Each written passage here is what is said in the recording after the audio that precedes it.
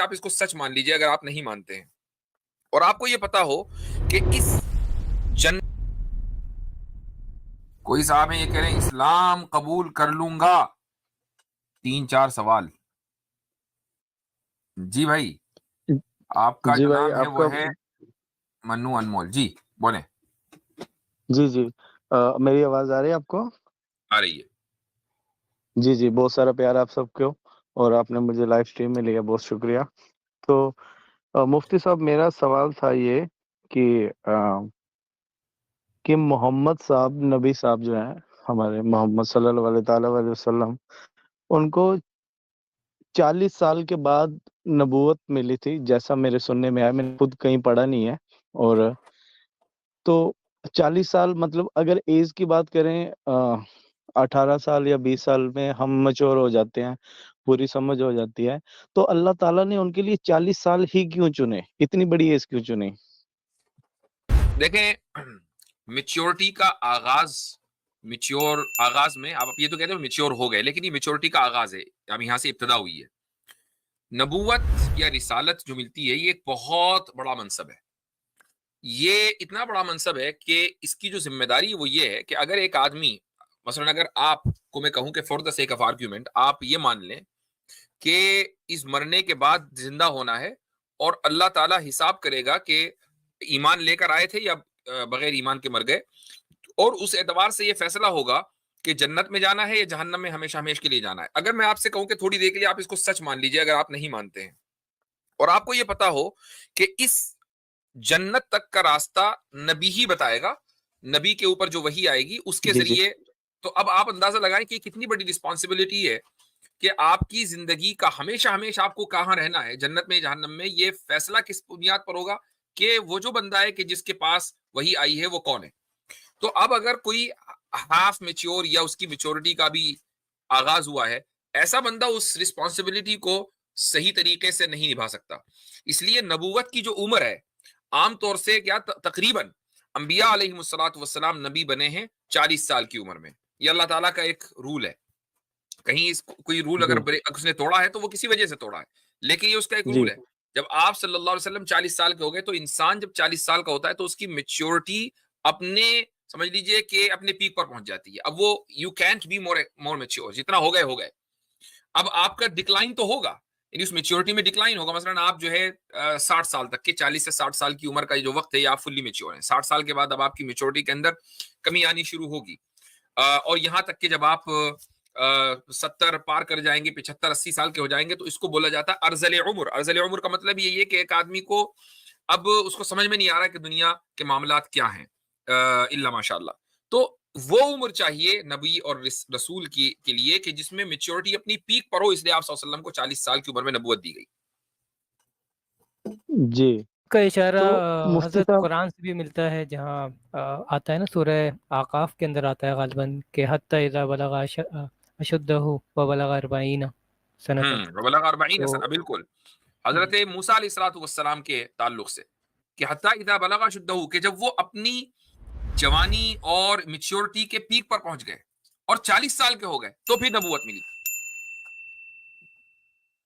جی تو مفتی صاحب، جیسے ہمارے ہندو دھرم میں ایسا آتا ہے کہ مورتی پوجا کرنا تو غلط ہے، میں شروع سے ہی اس کے خلاف رہا ہوں. اور لیکن ڈاکٹر ذاکر نائک کی میں نے ایک ویڈیو دیکھی تھی کہ ہماری ایسی ہندو کتابوں میں لکھا ہوا ہے صاف صاف کہ جیسے آپ کہتے ہو کہ اللہ ایک ہے، اللہ کے سوا کوئی معبود نہیں ہے، اور وہ پوری کائنات کو بنانے والا، ہمیں رزق دینے والا، اٹھانے والا، سیم ایسی چیزیں ہماری ہندو کتاب میں لکھی ہوئی ہے. اگر کوئی ہندو بنا مورتی پوجا کے یا بنا کوئی ایسی جس میں شرک نظر آتا ہو وہ سب نہ کرے، اور سیدھا ایک رب کی عبادت کرے یا ایک رب کی پوجا پاٹ کرے بنا کسی مورتی کے، تو کیا پھر وہ جنت میں جائے گا یا نہیں؟ ٹھیک، دو چیزیں ہیں. ایک تو یہ کہ ایک شخص ایک رب کو مانتا ہے اور اس کی پوجا پاٹ کرتا ہے. سب سے پہلے سوال یہاں ہوتا ہے کہ وہ پوجا پاٹ کیسے کرتا ہے. مثلا آریہ جی سماج ہے، وہ یہ کہتے ہیں کہ جی ہم ایک رب کو مانتے ہیں. اچھا بھائی، آپ پوجا پاٹ کیسے کرتے ہیں؟ آگ جلا کے کرتے ہیں، ہون کریں گے، فلا کریں گے. تو جی لیکن یہ کہ اس کو مانیں گے کہ ہم ایک رب کی پوجا پاٹ کر رہے ہیں. جو جی دوسرا تو پوجا پاٹ آپ کیسے کر رہے ہیں، یہ طریقہ کس نے بتایا؟ اس رب نے بتایا یا آپ کا یہ اپنا گڑھا ہوا ہے؟ تو پہلا کوشچن تو یہاں پہ یہ آئے گا. دوسرا کوشچن یہ آئے گا کہ اس رب کی آپ نے پوجا پاٹ تو کی، لیکن اس رب نے جو بات کہی آپ اس کو نہیں مان رہے ہیں، اور اس رب نے یہ کہا کہ میرے بھیجے ہوئے کچھ بندے ہیں، ان کے اوپر جو میں نے کلام نازل کیا اس کو ماننا ہے. آپ کہیں گے نہیں میں اس کو نہیں مانتا، میں رب کو مانتا ہوں، رب کی نہیں مانتا. تو یہ تو غلط ہے، پھر آپ کو رب کو بھی نہیں مانتے. تو اگر آپ رب کو مانے اور رب کی نہ مانے تو پھر آپ کا ایمان کیسے قبول ہوگا؟ ماننا تو دونوں پڑے گا نا. جی، مطلب کہ وہ پھر وہ جنت کے حقدار نہیں ہوں گے. بالکل نہیں ہوں گے. چونکہ آپ یہ کہیں کہ میں نے ایک بات کہی تھی، کوئی صاحب آئے تھے، میں نے کہا بھائی ایک آدمی یہ تو مانتا ہے اپنے باپ کو کہ تو باپ ہے، لیکن باپ کو باپ تو مانتا ہے لیکن باپ کی نہیں مانتا، تو پھر وہ اپنے باپ کا کہاں ہے؟ ہم ٹریڈ دیکھتے ایک جگہ ہیں اور لیتے دوسری جگہ ہیں، اور مینج کرتے ہیں تیسری جگہ، اور اسی کا کہاں ہے؟ تو پھر مفتی صاحب بات یہ ہے کہ اگر میں نے یہی کوشچن کیا تھا کہ اگر وہ انسان اس ایک رب کو ایک مان کے ہی اس کو چلتا ہے تو پھر حساب کتاب والے دن وہ کیسا رہے گا؟ مطلب چونکہ وہ اگرچہ شرک پر نہیں مرا لیکن کفر پر مرا ہے. شرک اور کفر میں فرق یہ ہے کہ ایک آدمی نے ٹھیک ہے خدا کے ساتھ شریک نہیں ٹھہرائے، ایک رب کو ایک ہی رب مانا اور اس حال میں مر گیا، لیکن یہ جانتے ہوئے کہ محمد صلی اللہ علیہ وسلم اللہ کے رسول ہیں، یا اس کو کم سے کم یہ بتایا گیا، اگرچہ وہ نہیں جانتا تھا لیکن اس کو معلوم تھا کہ اسلام کیا ہے، رسول اکرم صلی اللہ علیہ وسلم کون ہے، ان کا پیغام کیا ہے، سب کو اس نے ریجیکٹ کر دیا. تو گویا کہ اس نے رب کو مانا، رب کی نہیں مانی. اس لیے شرک تو نہیں کیا لیکن کفر کیا، اور کفر کی سزا بھی جہنم ہے. اور جہنم کے الگ الگ ویریشنز ہیں، درجات ہیں، الگ الگ اس کے لیولز ہیں. مشرک کی جو سزا ہوگی وہ الگ ہوگی، منافق کی، ہپوکریٹ کی، ان المنافقین فی الدرک الاسفل من النار. قرآن نے کہہ دیا کہ منافقین جو ہپوکریٹس ہیں وہ جہنم کے بالکل نچلے طبقے میں ہوں گے، ان کی سزا سب سے زیادہ ہونی ہے. تو اسی طریقے سے کافر کی سزا بھی ہوگی. کافر کی سزا کیا ہوگی ایگزیکٹلی؟ وہ مشرک سے کمی درجے کی ہوگی لیکن رہے گا وہ بھی ہمیشہ جہنم میں ہی. جی مفتی صاحب، جیسے اب دنیا میں جو انسان ہے، جو اب جن کو اسلام کے بارے میں پتہ ہے، تو ایسے جنگلوں میں ایسے کافی آدیواسی لوگ ہیں جنہوں نے اب تک ان کو نہیں پتا، مطلب وہ اپنے ایریا میں اپنے آپ میں رہتے ہیں، تو وہ اس تو کا سوال ان اس کا سوال کا حساب جواب بھی میں نے کتاب. کئی مرتبہ کیا ہے، جواب دیا ہے کہ ایسے لوگ کہ جن تک اسلام کی دعوت نہیں پہنچی، آدیواسی ہیں یا جنگلوں میں رہتے ہیں، امازون میں رہتے ہیں، ان کو پتہ ہی نہیں ہے کہ اسلام کیا ہے، قرآن کیا ہے، محمد صلی اللہ علیہ وسلم کون تھے، وغیرہ وغیرہ. اور ہاں بس یہ ہے کہ وہ اپنی عقل سے وہ اتنا سمجھ بیٹھے کہ بھئی ایک کوئی ہے بنانے والا. اب وہ ان کو یہ بھی نہیں پتا کہ اس کی پوجا کیسے کرنی ہے، اپنے اعتبار سے وہ اس کی پوجا کرنا چاہتے ہیں کیونکہ ان کو کچھ پتا نہیں ہے. تو انشاءاللہ ان کی بخشش ہوگی اور وہ جنت میں جائیں گے. جی. اچھا حضرت، اور مفتی صاحب شروع میں میرا چونکہ اسلام بھائی ایک منٹ ہے، شروع میں چونکہ انہوں نے ایک بات کہی تھی کہ اگر ہمارے سناتن میں ایسے بھی وہ ہیں کہ ایک ایشور کو ماننے والے، انہوں نے ڈاکٹر ذاکر نائک کا ریفرنس دیا تھا. تو دیکھیں اس میں حضرت یہ بھی ہے کہ جو سناتن کا کانسیپٹ آف گاڈ ہے نا، وہ الگ الگ قسم کا ہے. کسی میں ایشور کو جو ہے وہ نرگن مانا گیا ہے، کسی میں وہ ڈیپینڈنٹ مانا گیا ہے اس کو، کسی میں اس کو مطلب اس کے اندر کوئی بھی ایسی وہ چیزیں نہیں ہے کہ وہ جو خود سے کسی چیز کو چاہے تو اس کو کریٹ کرے.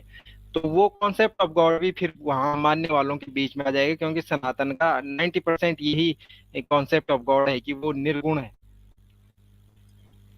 تو وہاں سے وہ جی بات بھی مطلب نہیں بنے گی، کیونکہ صحیح کانسیپٹ آف گاڈ کو وہ فالو نہیں کرتے. اگر وہ ایک رب کو مانتے ہیں تو اس میں بھی وہ صحیح طریقے والا نہیں مانتے کہ ہاں جو واقعی میں جو اصلی کریٹر ہے. جی. تو میرا اگلا کوشچن یہ تھا، جی بھائی شکریہ. میرا اگلا کوشچن یہ تھا کہ جیسے ہمیں زندگی جینے کے لیے یہ پرتھوی ہے ہمارے لیے، ارتھ جو بنائی ہے اور جو ایک رب نے بنائی ہے، اور جیسے یہ ارتھ ہے، لیکن پوری اگر یونیورس کی بات کریں، پوری انترکش کی میں بات کروں تو یہ کافی بڑا ہے. جیسے سائنس کہتی ہے، جیسے قرآن میں لکھا ہے یا اور کہیں بھی مینشن کیا ہوا ہے الگ الگ دھرموں میں.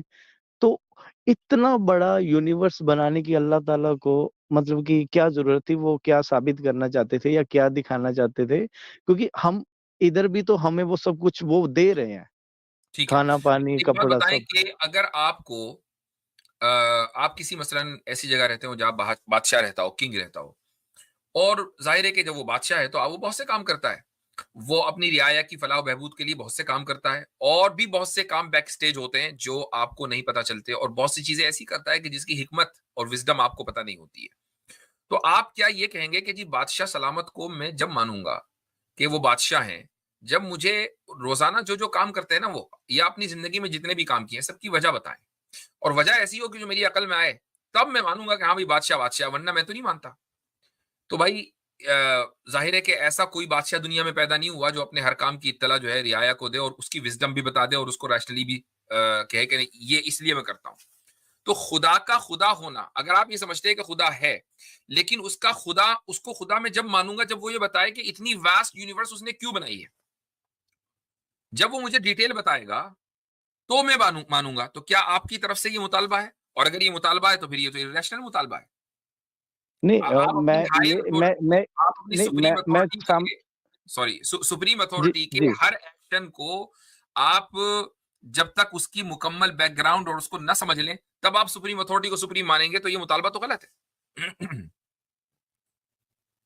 جی میں صرف مفتی صاحب اتنا جاننا چاہتا ہوں کہ جیسے پرتھوی کے اندر ہمیں سب کچھ اس ایک رب نے دیا ہے رہنے سہنے کے لیے، کھانے پینے کے لیے، تو قرآن پاک کے اندر کچھ ایسی چیزیں ہوں یا کچھ ایسی لائنیں لکھی ہوں جس کے بارے میں بتایا گیا ہو کہ یہ اتنی بڑی یونیورس کس لیے بنی ہے، کیوں بنائی گئی ہے؟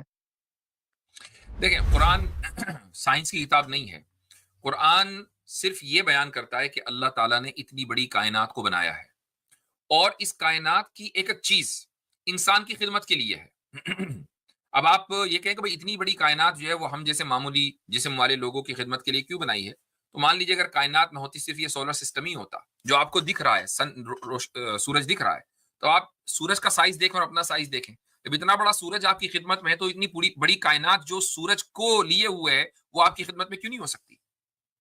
اب میں ایک سوال آپ سے کرتا ہوں جو جی آپ سائنس کی بنیاد پر آپ اس کا جواب ڈھونڈ سکتے ہیں۔ امیجن کریں کہ آپ سولر سسٹم کے باہر جو دوسرا سولر سسٹم ہوگا، یا جو کوئی گیلیکسی ہے، مثلا ہماری ملکی وے گیلیکسی ہے، اس کے جی برابر کی جو بھی گیلیکسی ہے آپ اس کو مائنس کر دیجیے، اس کو آپ ہٹا دیں، تو کیا آپ سمجھتے جی ہیں کہ ہماری جو گیلیکسی ہے وہ باقی رہے گی بالکل ایسے ہی جیسے چل رہی ہے؟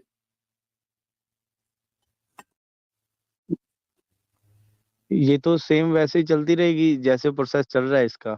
نہیں، جتنی بھی چیزیں ہیں نا اس کائنات میں وہ ساری ایک دوسرے سے کنیکٹڈ ہیں۔ سائنس اگرچہ ابھی تک اس کنیکشن کو سمجھ نہیں پائی ہے، بالکل ایسا ہی جیسا کہ سولر سسٹم ہے، سولر سسٹم کے اندر اوکے، اس آپ سوری معاف کیجیے گا، آپ ایسا پوچھ رہے ہیں کہ اس گلیکسی کو وہاں سے ختم کر دیں؟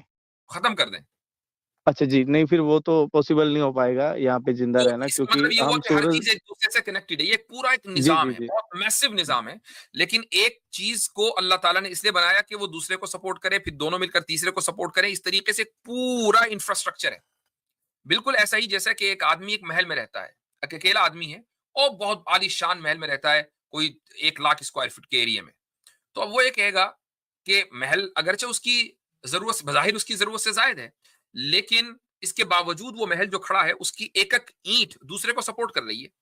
آپ اس کی ایک دیوار نکالیں گے تو چھت گرے گی، ایک چھت نکالیں گے تو کمرہ گرے گا، ایک کمرہ نکالیں گے تو محل کا حسن خراب ہو جائے گا۔ لیکن اگر جی آپ یہ کہیں کہ یار مجھے تو میرے ایک کمرے کی ضرورت ہے، مجھے اتنے محل چاہیے کیوں، وہ ایک الگ بات ہے، لیکن اس محل کی ایک ایک اینٹ دوسرے کو سپورٹ کر رہی ہے، تبھی وہ محل کھڑا ہے۔ جی مفتی صاحب، میں یہ کہنا چاہتا ہوں کہ میں نے اللہ تعالیٰ کو مان لیا، میں نبی پاک محمد صلی اللہ علیہ تعالیٰ علیہ وسلم پر ایمان لے آیا، میں اسلام میں نے قبول کر لیا، اس کے بعد میں کون سے فرقے میں جاؤں؟ کیونکہ نبی صاحب نے، میں نے ایسا کہیں پڑھا نہیں ہے، سننے میں ایسا ہی آیا ہے کہ 73 فرقے جو کہے ہیں نبی صاحب نے، ان میں سے ایک فرقہ جنتی ہوگا، قیامت تک 73 ہو جائیں گے۔ اگر میں یہ سب کچھ کر لیتا ہوں تو میں پھر کون سے فرقے میں انٹر کروں کہ میں جنتی ہو جاؤں، اگر میں سارے رول فالو کرتا آ رہا ہوں نبی صاحب کے جو قرآن پاک میں انہوں نے بتایا، جو ان کی حدیثیں ہیں؟ آپ کو کسی بھی فرقے میں جانے کی ضرورت نہیں ہے، سورہ یہ حج میں یہ سوال بات میرے نہیں، لیے بہت زیادہ اہم ہے اسلام ٹھیک میں ہے، آنے کے میں لیے۔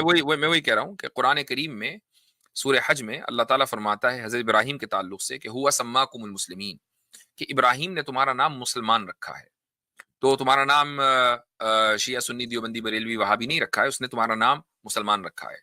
تو آپ کسی فرقے کے کلمہ نہیں پڑھتے. آپ کوئی بھی مثلا کوئی بھی مان لے تھوڑی دیر کے لیے کوئی فرقہ والا ہی ہے, وہ آپ کو اگر اسلام میں داخل کرے تو آپ کو یہ نہیں کہے گا کہ کلمہ پڑھو کہ اللہ کے سوا کوئی معبود نہیں, محمد صلی اللہ علیہ وسلم اللہ کے رسول ہیں, اور فلاں عالم جو ہے جو فرقے کا بانی ہے وہ فلاں فلاں ہے, وہ یہ ہے, ایکس وائی زی ہے. کوئی ایسا کلمہ آپ کو نہیں پڑھاتا. کلمہ یہ ہے کہ اللہ کے سوا کوئی معبود نہیں, رسول اکرم صلی اللہ علیہ وسلم اللہ کے رسول ہیں, اور آپ مسلمان ہو جاتے ہیں. اسلام قبول جی کرنے کے لیے کسی فرقے میں داخل ہونا قطعاً کوئی ضروری نہیں ہے. ہاں جو چیز ضروری ہے وہ یہ کہ آپ کی جو زندگی ہے وہ قرآن کے مطابق ہو اور رسول اکرم صلی اللہ علیہ وسلم کی سنت کے مطابق ہو. ٹھیک ہے, جی اگر آپ اس جی کو فرقہ کہتے ہیں, رسول اکرم صلی اللہ علیہ وسلم نے فرمایا کہ وہ جو فرقہ نجات پائے گا وہ ہے ما انا علیہ و اصحابی, کہ وہ فرقہ کہ جس پر, فرقہ نہیں بلکہ وہ راستہ کہ جس پر میں ہوں اور میرے صحابہ ہیں, قرآن و سنت کا راستہ. اگر اس راستے سے کوئی ہٹا ہوا ہے تو وہ فرقہ ناجیہ نہیں, یعنی وہ سیوڈ سیکٹ نہیں ہے. ظاہر ہے کہ اس کو سزا ملے گی, لیکن وہ سزا ہمیشہ ہمیشہ کی جہنم نہیں ہوگی, بلکہ چونکہ وہ بھی مسلمان ہے تو ہو سکتا ہے کہ اللہ تعالیٰ اس کو سزا دے اس کے خیالات کی وجہ سے, ان لوگوں کو کچھ دن کے لیے سزا دے اور اس کے بعد ان کو جنت میں بھیج دے. لیکن اصل جو چیز ہے وہ یہ ہے کہ آپ یہ نیت کریں کہ میں اسلام میں داخل ہونے کے بعد جس چیز کو مانوں گا وہ ہے ڈائریکٹ قرآن اور سنت. قرآن اور سنت کے اوپر مجھے چلنا ہے, اس کے علاوہ مجھے یار کل کیا پرفیکٹ موو تھا یار, پر انٹری مس ہو گئی. ڈونٹ وری, ریپلے یوز کر اور میک کے اوپر مجھے چلنا ہے, اس کے علاوہ مجھے کچھ کسی اور چیز کے اوپر نہیں چلنا. جی جیسے یہ کہتے ہیں کہ 4 امام جیسے تھے اسلام میں, نبی پاک کے جو چاروں حدیثیں لکھنے امام میں کوئی بھی فرقہ نہیں ہے, یعنی کوئی ایک امام بھی دوسرے کو غلط نہیں کہتا کہ بھائی اس کے پیچھے اگر نماز پڑھی تو نماز نہیں ہوگی. مثلا 4 اسکولز آف تھاٹ ہیں, حنفی, شافعی, حنبلی اور مالکی. تو شافعی یہ نہیں کہے گا کہ اگر حنفی کے پیچھے نماز پڑھ لی تو نماز نہیں ہوگی. حنفی یہ نہیں کہتا کہ مالکی کے پیچھے نماز پڑھ لی. ہم لوگ حج پہ جاتے ہیں, عمرے پہ جاتے ہیں, وہاں سارے جو امام حرم میں موجود ہیں مکہ اور مدینہ میں, وہ سارے کے سارے حنبلی ہیں. ہم نماز انہی کے پیچھے پڑھتے ہیں. ایک عالم بھی یہ نہیں کہتا کہ بھائی حنفی ہونا چاہیے. حنفی عالم یہ نہیں کہتا یا کہ ان کے پیچھے نماز نہیں ہونی چاہیے, نماز نہیں ہوگی. نماز ہمیں اتنا ہی ثواب ملتا ہے کہ جتنا ثواب وہاں حنبلیوں کو ملتا ہے. تو کہنے کا مقصد یہ ہے کہ ہاں اگر کوئی آدمی یہ کہہ رہا ہے کہ بھائی نہیں فلاں مسلمان کے پیچھے نماز نہ پڑھو, فلاں آدمی کے پیچھے نماز نہ پڑھو, تو وہ ظاہر ہے کہ آپ کو توڑنا چاہتا ہے. لیکن جو لوگ جوڑنے کی بات کر رہے ہیں تو آپ ان کے طریقے پر چلیں, وہی قرآن و سنت کے راستے پر ہیں. مفتی صاحب بڑا جی مفتی زبردست پوائنٹ ایڈ صاحب کیا. میں یہاں پہ بھائی ایک اور چیز ایڈ کرنا چاہ رہا ہوں. جب اپنے فرقے کے حوالے سے سوال کیا تھا تو میرے ذہن میں یہ بات آئی تھی, یہ 4 جو ہے اسکول آف تھاٹس ہیں, ان کا نام آئے گا شاید, ان کا نام آپ لیں گے, اور ایسا ہی ہوا ہے. اس کی وجہ یہ ہے, آپ نے جو حدیث کوٹ کی ہے, سب سے پہلے آپ کو یہ پتہ ہونا چاہیے کہ بھائی وہ حدیث آج کے دور میں اپلیکیبل ہے یا نہیں ہے. آپ کو کیسے پتہ چلا کہ آج کے دور میں 73 فرقے بن گئے ہیں؟ یہ اپنی ایزمپشن ہے آپ کی. دوسرا یہ ہے کہ کچھ مسائل ایسے ہوتے ہیں, جس طرح مفتی صاحب نے کہا کہ کوئی فروعی مسائل ہوتے ہیں, یعنی کہ بہت ہی ڈفرینس آف اوپینینز ہوتے ہیں, جس کے تحت جس طرح مفتی صاحب نے سمجھایا کہ بھائی ایک اسکول آف تھاٹ ایک جو ہے نا وہ رولنگ فالو کرتا ہے, دوسرا اسکول آف تھاٹ دوسری رولنگ فالو کرتا ہے. وہ ڈفرینس آف اوپینینز ہوتے ہیں, وہ بھی صحیح مانتے ہیں دوسرے والے, اور دوسرے والے ہمیں بھی ٹھیک مانتے ہیں اگر ہم کوئی اسکول آف تھاٹ فالو کر رہے ہیں. مسئلہ یہ ہے کہ ہمارے انڈیا, پاکستان اور بنگلہ دیش اور جو لوگ یہاں سے جاتے ہیں سعودی عرب وغیرہ, ان کے پاس فراغت اتنی ہوتی ہے کہ وہ ان ڈفرینس آف اوپینینس کو ایک فرقہ بنا کے جو ہے نا وہ ظاہر کرتے ہیں. وہ کہتے ہیں ہم ٹھیک ہیں, بس باقی ساری دنیا غلط ہے. تو اس چیز کے اوپر زیادہ فوکس نہ کریں. جو بات مفتی صاحب نے سمجھائی ہے میرے خیال سے that's enough to be understood انشاءاللہ. جی ہاں. جی تو ایک مان لیجیے آپ اسلام قبول کرنے کے بعد حنفی نہیں شافی بننا چاہتے ہیں, شافی بن جائے, کوئی مسئلہ نہیں ہے. تو مفتی صاحب شکریہ. ایک چھوٹا سا کوشچن تھا جو میں کر دوں تو بڑھیا رہے گا. تو جی وہ یہ ہے کہ جیسے نماز پڑھنے کے لیے جیسے ہمارے منہ ہاتھ دھونا ایسا کہتے ہیں, اور اپنا ہاتھ منہ دھونا, نہا لینا, تو نماز پڑھنے کے لیے بھی جیسے مسلم بھائی, جب میں ویڈیوز دیکھتا ہوں, پاک صاف ہونا جسے وہ بنانا کہتے ہیں, وضو. جی وضو بنانا, اور وہ کہتے ہیں کہ اپنے باڈی کو پورا صاف کر لینا, اور جو ناپاکی ہے, جو لیٹرنگ باتھ روم ٹوائلٹ وغیرہ ہیں, وہ صاف ہو جائے. اب یہ کوشچن پتہ نہیں مجھے کرنا چاہیے یا نہیں, لیکن ذہن میں آتا ہے کہ مان لو میں نے جیسے واش روم کیا تو اس کے بعد میں صاف ہو گیا, اس کے بعد میں بالکل کلیئر ہو گیا, لیکن جو واش روم اس کے بعد بھی میری باڈی کے اندر ہے, تو باڈی ऑलरेडी नापाक तो चल रही है, कंटिन्यू नापाक चल रही है बॉडी। वो सिर्फ बाहर आया और मैंने उसको वॉश किया, जो मल मूत्र जो टॉयलेट है वो ऑलरेडी मेरी बॉडी के अंदर कुछ है। देखें, ऐसा है कि खुदा ने हमें उन चीजों का पाबंद बनाया है कि जो हमारे बस में है। अपने जिस्म के अंदर की गलाजत को मुकम्मल तरीके से साफ कर देना पॉसिबल ही नहीं है। चलें ठीक है, आपने जो जिस्म का वेस्ट है वो निकाल दिया, आप नंबर 1 नंबर 2 दोनों से फारिग हो गए। खून का क्या करेंगे भाई? जो रनिंग ब्लड है वो भी नापाक है अगरचे वो हमारे सर्वाइवल के लिए बुनियादी जरूरत है, लेकिन वो नापाक है तो कुरान, अल्लाह ताला इसका पाबंद नहीं बनाता कि आपके अंदर की जो गलाजत है, यानी जो अंदर जिस्म के अंदर मौजूद है, फिजिकल जो है, जो अंदर मौजूद है, उसको भी निकाल दो। वो पॉसिबल नहीं है। जो गंदगी बाहर जिस्म के ऊपर लगी हुई है या गंदगी निकली है, उसके बाद पाक सफाई, क्योंकि सफाई बाहर के जिस्म की होती है, अंदर की नहीं होती। हाँ, अगर ये होता कि नहीं जिस्म के अंदर को साफ करना है, नहाओ, इतना नहाओ, और वो नहाओ इस तरह की कुल्ली करते रहो, 100-200 बाल्टियां कुल्ली करो ताकि अंदर का जिस्म साफ हो जाए, तो फिर आप ये सवाल करेंगे कि भाई ये तो साफ हो ही नहीं सकता अंदर खून है, गिलाजत है, कैसे साफ होगा? भाई जब आपको सफाई का हुक्म बाहर दिया जा रहा है, बाहर जिस्म का के ऊपर को साफ करने का हुक्म दिया जा रहा है, तो गंदगी भी तो वही होगी ना, उसी गंदगी का एतबार होगा जो बाहर जिस्म के ऊपर लगी हुई है। अंदर की गंदगी का एतबार नहीं होगा, क्योंकि वो पॉसिबल नहीं है कि उसको साफ किया जा सके और वो जी, अंदर की मुफ्ती गंदगी साहब। भी जब जिस्म से बाहर आती है तो उसको भी साफ करने का हुक्म है, जैसे खून वगैरह। राइट राइट जी, और मुफ्ती जी साहब जैसे गैर अल्लाह का प्रसाद लेना या उनके यहाँ गैर अल्लाह की, जैसे इस्लाम में ऐसा कहा जाता है कि गैर अल्लाह का प्रसाद आप नहीं खा सकते, वो आपके लिए हराम है। तो जी ये हराम अल्लाह ताला ने खुद फरमाया है या हम जैसे लोगों ने या मुफ्ती साहब ने फरमाया कि ये हराम है? अगर ये इंसानों ने फरमाया है कि ये हमारे लिए हराम है, तो मैं ये मानता हूँ कि अ, एक मुस्लिम है जो जो एक खुदा में मानता है, वो प्रॉपर मुस्लिम है, ईमान वाला है। उसके अल्लाह ताला ने ज़मीन में से बीज बोया, उसके अल्लाह ताला की कृपा से या रहमत से वो अनाज पैदा हुआ, उसी का ही पानी, सब कुछ उस अल्लाह का। किसी का नाम ले देने से वो हराम कैसे हो गई? क्योंकि वो मुस्लिम भाई का तो सब कुछ उस अल्लाह का ही है ना। जी हाँ, अच्छा सवाल है।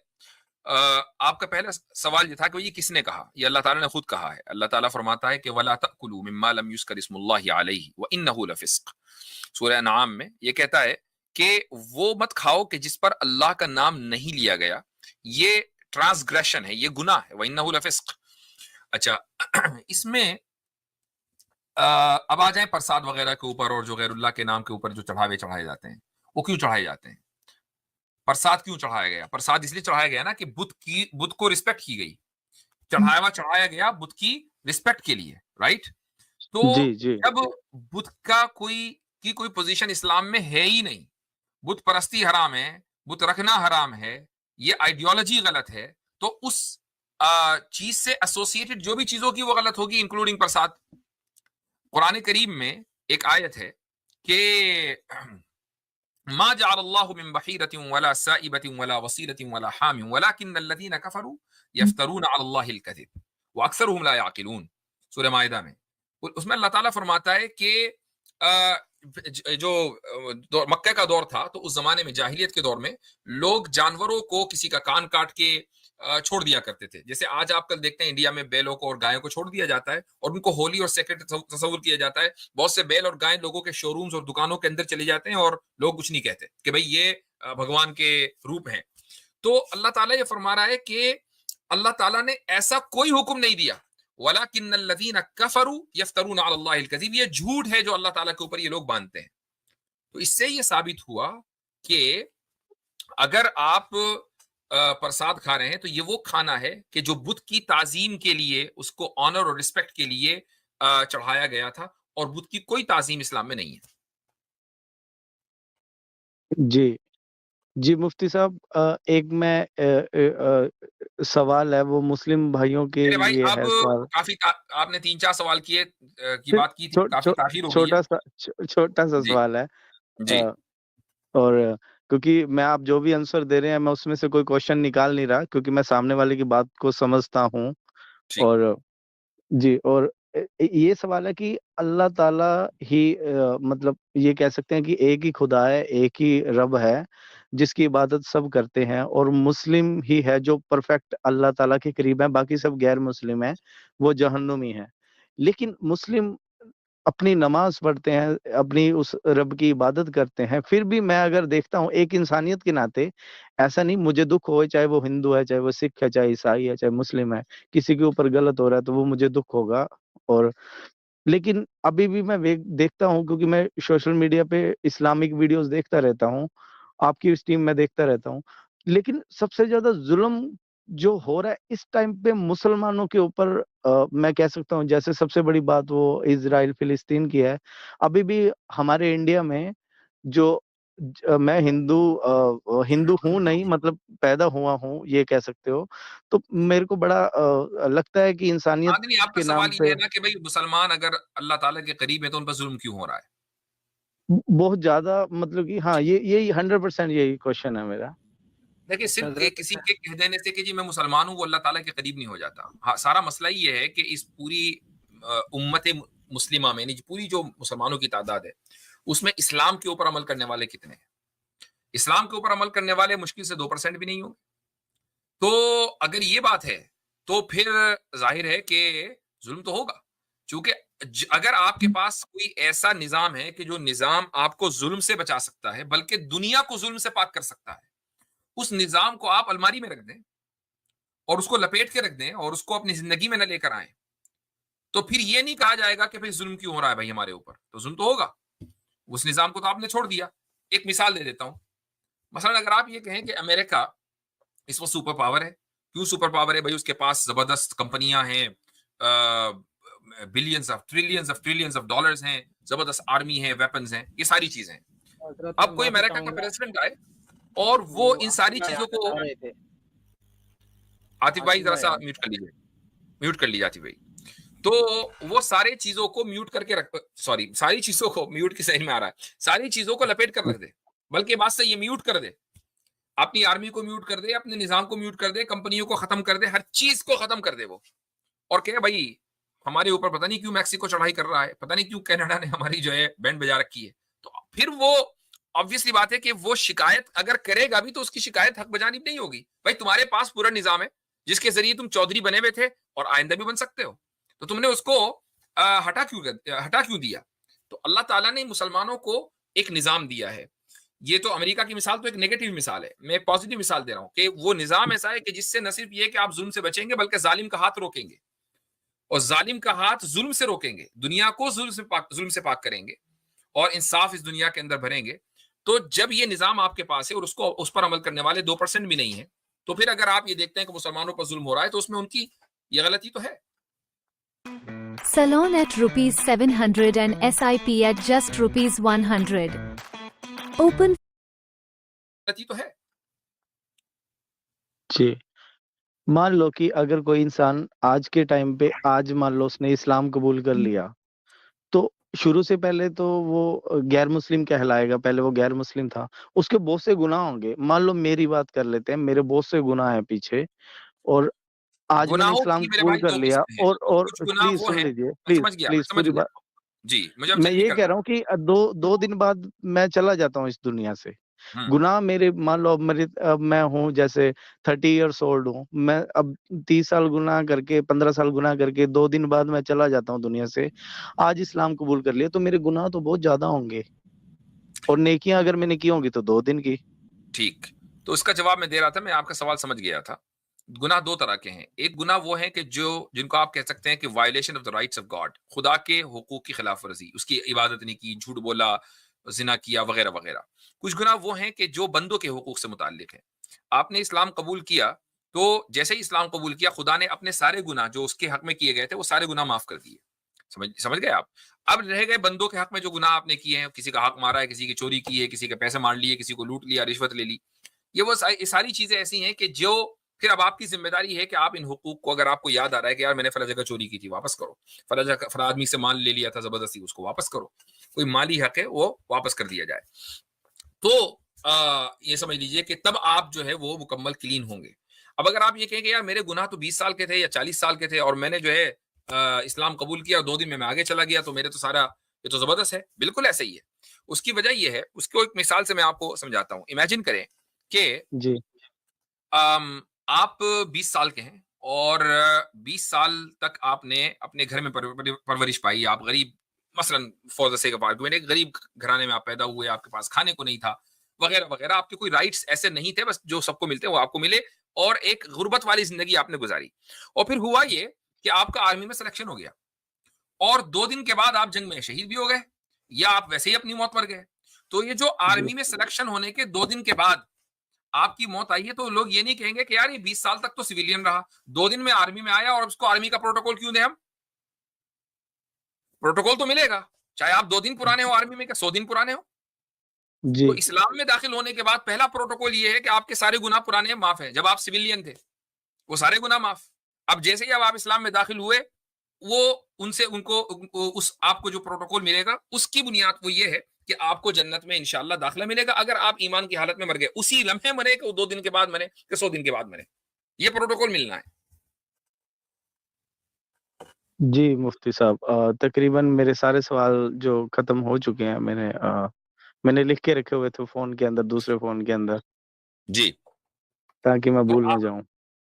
تو آپ نے کہا کہ میں اسلام قبول کروں گا. جی جو میں نے کہا تھا, کیونکہ یہ سوال کو جواب مجھے آس پاس میں کئی ایریا میں ملے نہیں. میں کافی مولانا سے ملا بھی ہوں اپنے ایریا میں, ڈر کے ملا ہوں کیونکہ ہمارے یہاں پھر وہ صحیح نہیں رہے گا, سب کو پتہ چلے کہ میں کیا کر رہا ہوں. تو مجھے تو شروع سے تھا کہ میں نے اس رب کو پانا ہے جو سب سے بیسٹ ہے. قرآن میں نے کافی پڑھی تو نہیں ہے, لیکن ویڈیوز میں ڈاکٹر ذاکر نائک کی ویڈیوز میں نے زیادہ دیکھتا ہوں. پتہ چلتا ہے کہ قرآن جو ہے وہ ایک رب کے کافی قریب ہے. تو یہ سوالوں کے جواب آپ سے ملے ہیں وہ پرفیکٹ ملے ہیں مجھے, کیونکہ باقیوں سے میں نے بات کی وہ بات تھوڑی گھما دیتے تھے, ٹائم پاس جا کر جاتے تھے. تو جی مجھے کافی کلیئر ہوا اسلام کے بارے میں. تو جی جیسے میں نے بالکل کہا تھا کہ میں اسلام قبول کروں گا اور میں ریڈی ہوں اسلام قبول کرنے کے لیے. ماشاءاللہ, تو زبردست. تو چلیں جی پھر کلمہ پڑھیں اگر آپ ریڈی ہیں. ماشاءاللہ کہیے اشہدو اشہدو اللہ اللہ الہ الہ الہ الہ الا اللہ الا اللہ واشہد واشہد ان ان محمدن محمدن عبدہ عبدو ورسولہ. ورسولو. اللہ اکبر. میں گواہی دیتا ہوں میں گواہی دیتا ہوں کہ اللہ کے سوا کہ اللہ کے سوا کوئی لائق عبادت نہیں ہے, کوئی لائق عبادت نہیں ہے, اور میں گواہی دیتا ہوں اور میں گواہی دیتا ہوں کہ محمد صلی اللہ علیہ وسلم محمد صلی اللہ علیہ وسلم اللہ کے رسول اور اس کے بندے ہیں. اللہ کے رسول اس کے اور اس کے بندے ہیں. ماشاءاللہ, ویلکم ٹو اسلام. اور اللہ تعالیٰ آپ کو ثابت قدم رکھے, آپ کو جمائے رکھے اسلام کے اوپر, آپ کے اس ایفرٹ کو قبول کرے اور آپ کو دین کی, قرآن کی, سنت کی سمجھ دے اور ایک اچھا سچا پکا مسلمان بنائے. جی بہت بہت شکریہ. آپ کی باتوں نے تھوڑا اچھا لگا مجھے بات کر کے, اور کافی اچھا آپ نے سمجھایا, اور میں سمجھا بھی آپ نے ٹائم مجھے زیادہ دے دیا, تو دوسرے کالر ویٹ کر رہے ہوں گے. تو آپ کا بہت شکریہ مجھے ٹائم دینے کے لیے, مجھے جوائن کروانے کے لیے. چلیں جی, جزاکم اللہ خیرن, بارک اللہ فیکم.